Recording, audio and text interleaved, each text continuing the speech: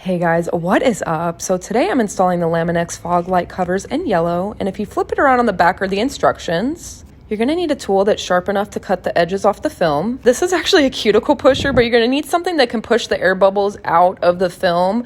This is what it looks like. Those are the tabs I'm talking about. You need to spray down whatever you're working on and make sure that it's thoroughly dry. Then I'm just going to place the film on. I'm going to press on the middle and then work my way out. This is what it looks like on the fog light. I'm going to push the film under the light, under the edges, if that makes sense. And then when I get to a tab, that's when I'll cut it off. The thing I love most about Lamin-x is it's very forgiving. So you can take it off, put it back on, and mold it around.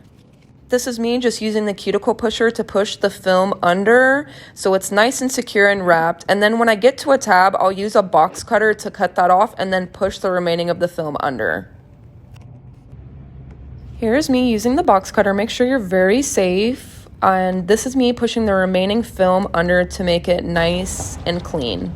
Did the same on the other side, and I'm going to push that film underneath. And this is what the final product looks like. I absolutely love it, you guys. Sheesh.